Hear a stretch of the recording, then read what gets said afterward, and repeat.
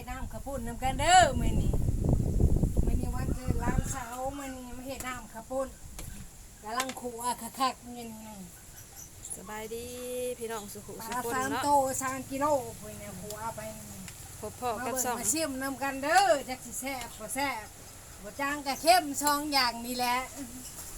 หนุ่ยสาวลาวพี่น้องแม่บาวิสาเห็ดน้ำข้าวปุ้นเนาะวันเกิดน้องหนุ่ยพี่น้องเลยเห็ดน้ำข้าวปุ้นกินกันละ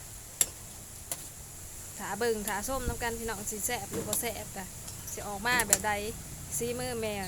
บาวิสาเสื้อแนวพี่น้อง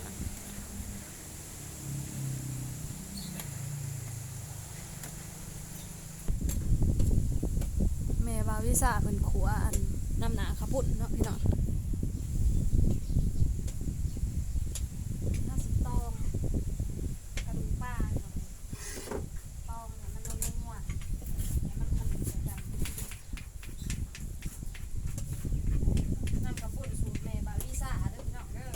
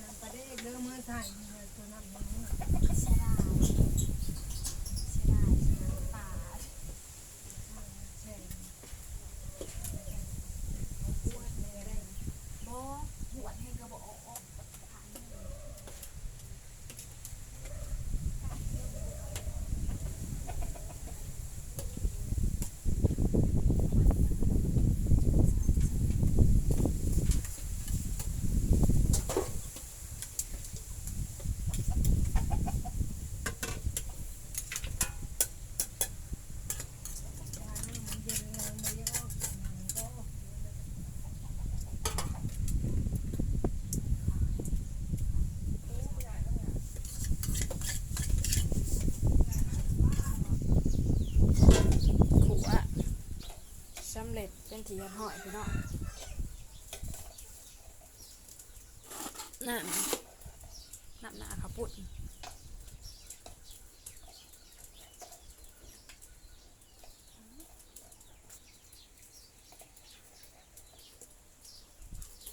ตอนนี้แม่เบาวิสากำลังตักปลาแดกเนาะเพิ่นสิต้องใส่น้ำ แต่ ข้าว ลา ปุ้ ย น อยู่บ่แลปลาแดก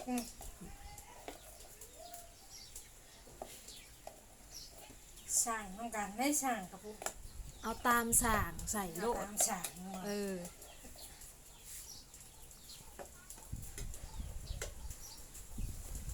เพิ่นกำลังตักปลาแดกพี่น้องสิใส่ต้องใส่น้ำข้าวปุ้นเพิ่นว่าสิเอาแบบแซ่บๆโลดแม่เบาวิสาบ่ะ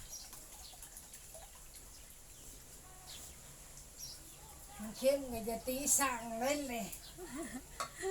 บ่แม่นสั่งแม่นเพิกหัดใหม่ แซ่บชุดและซีมือแม่บาวิชานี่ บาดนี้เสียวนี่ลงได้บาดนี่เนี่ยมันน้ำมัน น้ำหนา เอาลงแล้วไปข้างไฟมัน น้ำหนาข้าวปุ้นมีปลานะน้ำปลานิ่นเอาปลามาตำไปขัวใส่กับกะทิจักหน่อยแล้วก็มา ไว้น้ำลายไหลนี่แหละ แขนแล้วก็ ย่างได้ แข บ้าน นแล้วก็เอามา อันนั้นลงหมอหนังกระปุดมาพี่น้องเอาไปข้างมันหอดแล้วก็เอากะทิใส่อีกเท่านึงแม่บาวิสาวันน้ำลายไหลซะสูตรน้ำกระปุดแม่บาวิสาเนาะมีอันนะพี่น้องลูกศิลปลาใส่น้ำโอ้ยแมงวันเอาลงไปเป็นถี่หับหอยพอสิย่อออกไป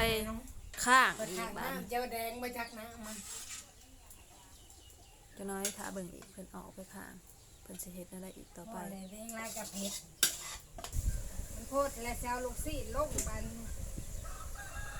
กำลังเดือดพี่น้องกำลังขึ้นอายทวนถาเบิ่งตอนซิมเด้อพี่น้องซีมือบะแม่บ่าววิสาสิเป็นอะไร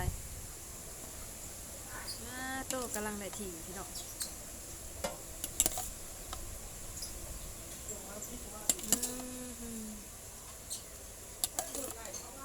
เป็นตาแซ่บขนาดพี่น้องหมุดจอมากินนำกันเด้อพี่น้องเด้อ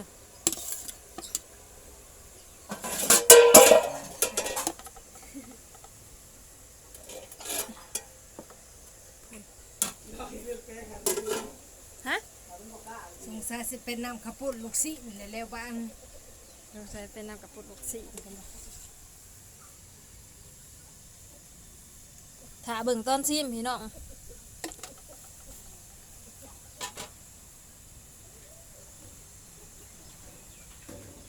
ว่ามันบ่แดงเพียงค่ะกินลูกขนาดพุทธเจ้าให้มันสุก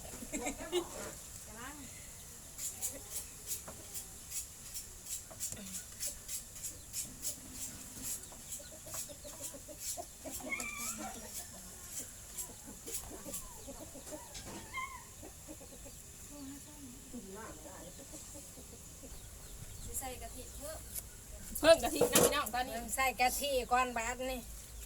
กะทิยังท่านได้ใส่ลืมใส่กะทิซ้ำกะทิมะพร้าวนี่นะ สั่งให้น้ำกับปุ่นกับกะทิเพิ่นใส่ซิมเป็นงัวยังเด้ เอาบวกมาดูนะจองมาดู ขาวรุ่น กะทิข้าวเบิ่งเต้าหู้ ขาย มึงดูมัน กูหมักก็ได้ จะเต็มหน่อยเละเลยว่ะ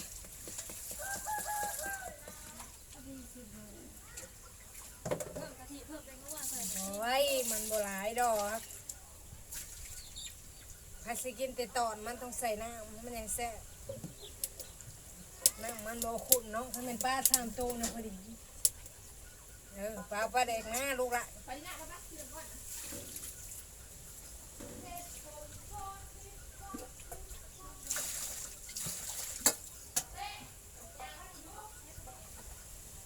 ก็เด็กก็ขอไว้แต่ในตู้พี่น้องน้ำข้าวปุ้นลูกซีนพี่น้องพูนปาดคักมีแต่ลูกซีนองลุงอยู่พี่น้อง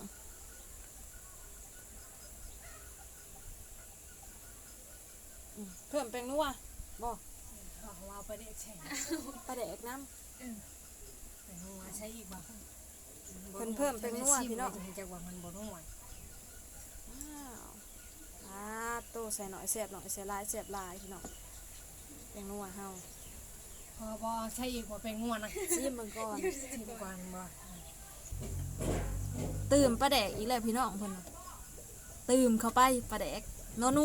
เพิ่มน้ำปลาแดกก่อน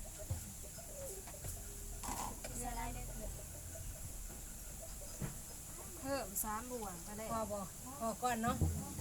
พอก่อนยังมันเข้มบ่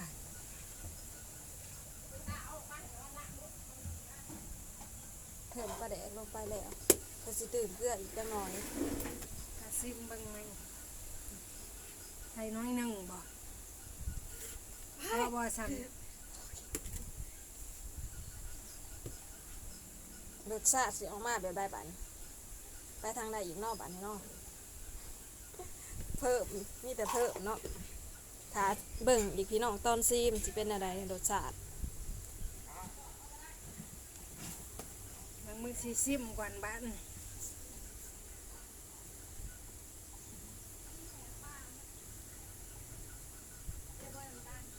น้ำตาลแล้วเพิ่มอีก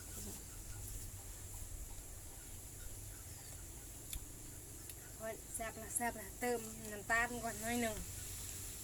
บ่นัว จริง